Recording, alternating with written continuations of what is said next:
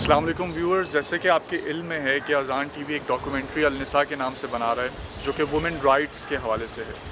तो इसी सिलसिले में हम लोग आज मैरियट होटल आए हैं क्योंकि मिस इवॉन रिडली साहिबा जो हैं वो उनका स्टे इधर है और वुमेन राइट्स डॉक्यूमेंट्री पर हम उनके कमेंट्स लेंगे।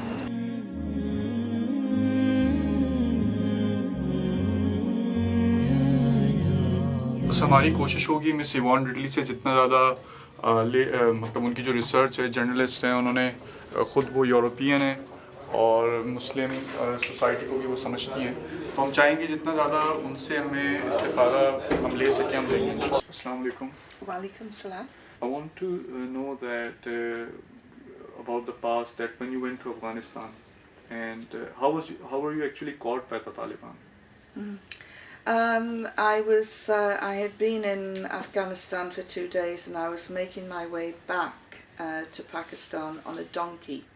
The animal bolted, and as I struggled to try and bring it under control, my camera slipped out of the burqa and it was seen by a Taliban soldier, and that essentially is how it all fell apart. I gave him the camera and then I closed my eyes waiting to be shot because I thought, this is Afghanistan, this is what happens. And after 10 seconds I opened my eyes and he'd gone. And he'd gone to see the donkey trader. He wanted to know who is in charge of this woman, then we can find out who is responsible for the camera. And so I realised I could get away because I was wearing the burqa, which is a great unifier, you know. It's a and I just thought, what's one more burqa in a crowd? And so I could have escaped. But I looked round and saw the two guides with me were in trouble, and so I went back, and it was well intentioned, but that was probably the last thing that they wanted me to do. And I tried to push through this crowd of men to get to the guides, and I was thrown back because this was not a woman's business in their view. And in the end I just took off my burqa. I was wearing a shalwar kameez, and I shouted, will someone let me through? And suddenly everyone froze and looked and thought, where has this Westerner come from? And I walked towards the guides and the soldier, and then I looked very quickly at my guides and I realised by the expression on their face, this is not what they wanted. You know, they were in enough trouble without me doing this. So how did you get so bold? I mean, you are bold, I know, but still, what was the motivating factor? I mean, that you were being so bold in front of Taliban as well? Well, it's not being bold, it's just, you know, there's, it was just a sense that I couldn't abandon these two people who had helped me, and and that's why I went back. The other thing is, had I continued, I don't think that I could have lived with myself wondering what would have happened to the two men. And as it was, the Taliban had the camera and they would have developed the photographs and they would have seen that they, you know, I was a Westerner and that they had helped me. So I couldn't leave them behind. Okay, so after you became reverted to Islam, did you face criticism? You must have faced criticism from many people. So how do you defend yourself in front of them? What do you say? Well, some members of my family don't speak to me, some friends have gone, and all I say is, I haven't changed. I have changed my religion, and it wasn't a big change because I was a practicing Christian. I was already praying to God, just a different methodology. And essentially I have not changed. Their attitude towards me has changed. Okay, when you read the Quran, what was that thing that inspired you the most, which made you think that, okay, this is right, this is the truth? What was that? It was the sense of justice. Justice that is delivered in equal measure, not only to your friends and family, but to your enemy as well.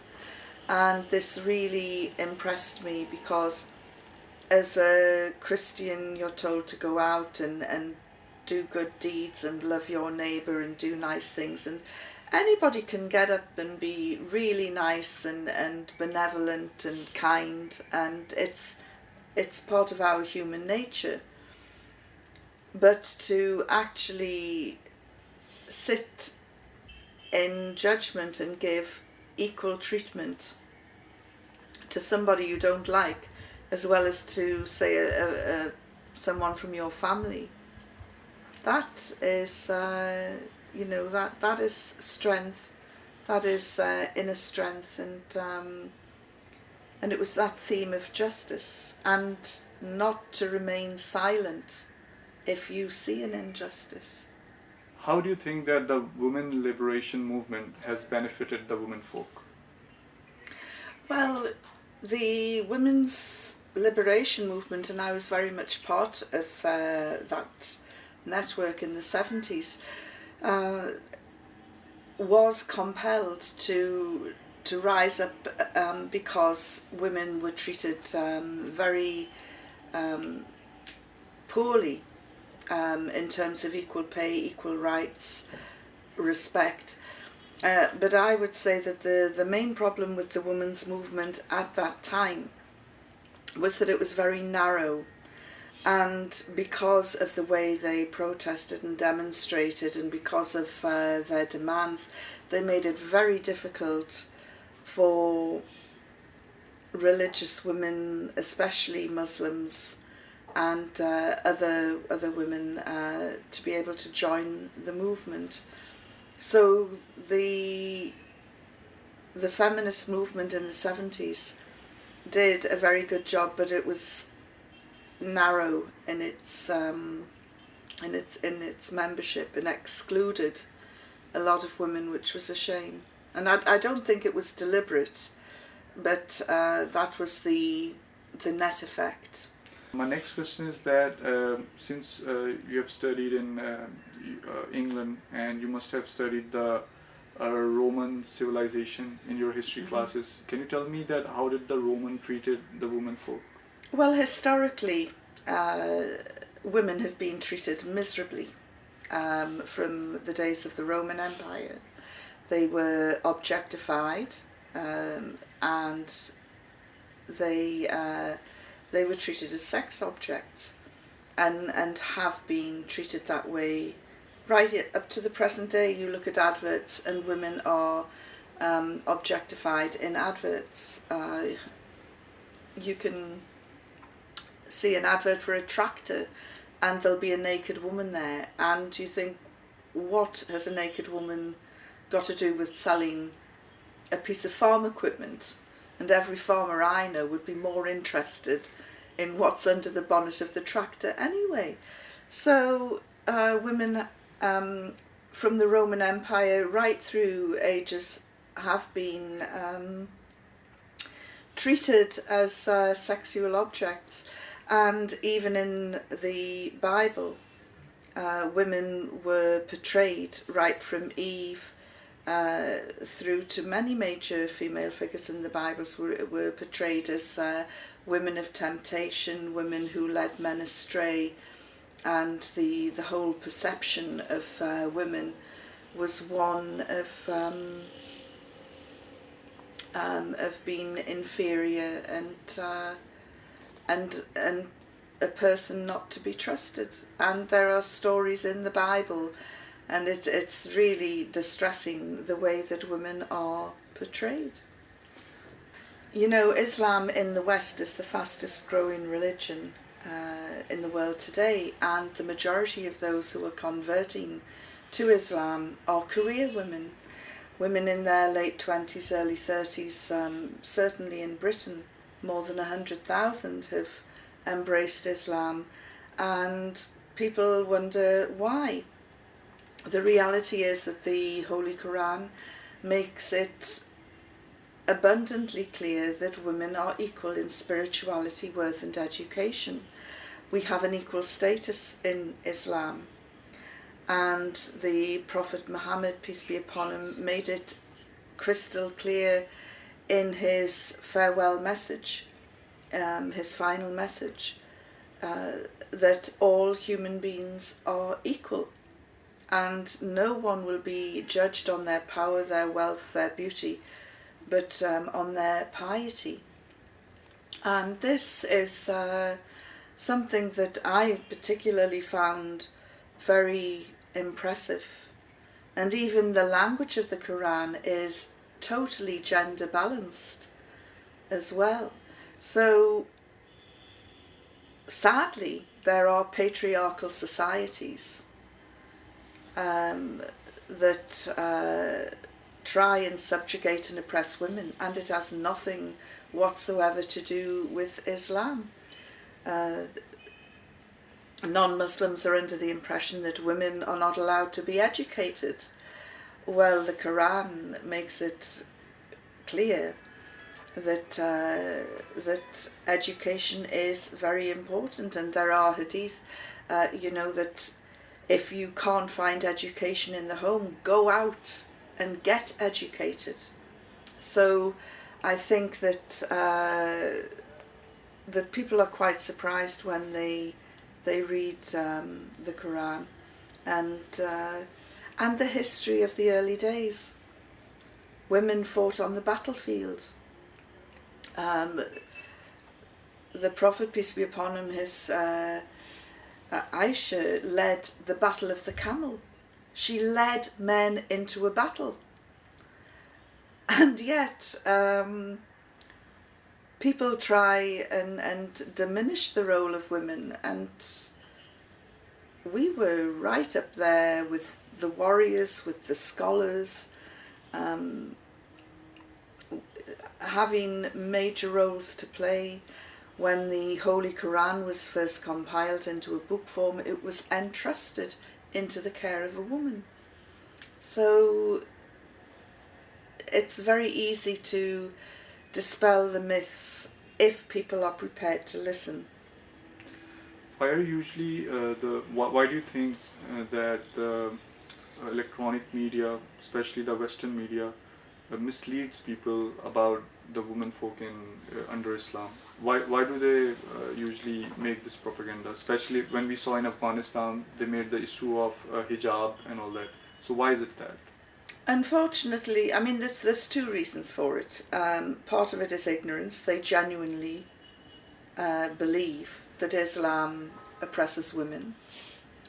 And more sinister, perhaps, is that some of them have an agenda to portray Islam in a very bad light. And like every faith, we have some crazy people in there who unfortunately will do something wrong which our enemy seize upon and just say, you see, this is what the Muslims are like. And it's very frustrating. But the media does have an agenda. You know, if you Googled the word Islam, there's a very strong likelihood that the word terrorism, for instance, will be in the same sentence. Since you've been traveling in Muslim countries a lot, especially Pakistan and others, what do you feel that the Muslims over here are more, I'm talking about men, that they follow the culture more or the true Islamic doctrine? Well, it's very difficult to generalise. But the Ummah is in serious trouble. It does exist. There is an Ummah. And unless we start unifying and pulling together and forgetting our differences I think that the situation will get a lot worse before it improves. You know, you read the stories of the early days and the companions of the Prophet, peace be upon him and peace be upon all of them, and you read about the kindred spirit, the healthy competitiveness and rivalry, but always together. It's inspirational. And then you see where we are today, and it's pitiful. And you know, I have to say, I would say that the main fault lies with brothers. I meet lots of sisters, and we talk about problems in the Ummah. We talk about security, war, famine, bringing families together. And you get brothers, and they're talking on sectarian issues, on how somebody dresses, how somebody prays. This is bid'ah, this is haram, and it's, you know, focus on what unites. And I get really, you know, you look at Syria, there are brothers who are killing brothers. And if you said to them, who is your enemy? They would say, Assad. Who do you want to get rid of? They would say, Assad. But they're fighting each other. And they're setting up Sharia courts, and they're calling themselves emirs, and they're giving their battalions names after the companions or names after great historical figures of Islam.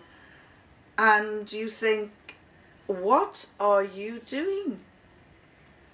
Get on with the business of fighting the war, get rid of Assad, and then come together in some sort of lawyer jirga and sit down and sort out everything. But stop playing at being an emir, or stop talking about what is going to happen in the future.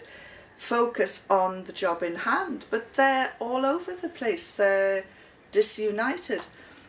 You look in Afghanistan at the Taliban, whether you like them or loathe them, they have never changed their goal.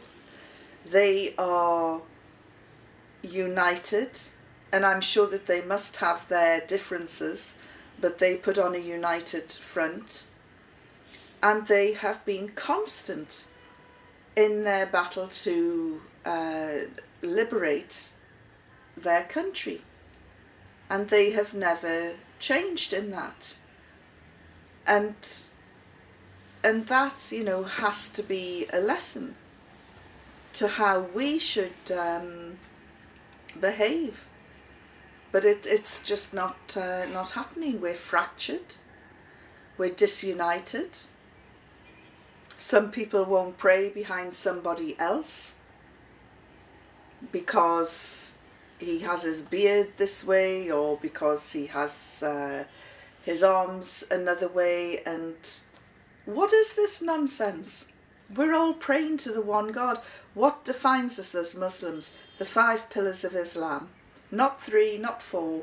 The 5 pillars of Islam. We all believe in the one God. We all believe that Muhammad, peace be upon him, was his last messenger.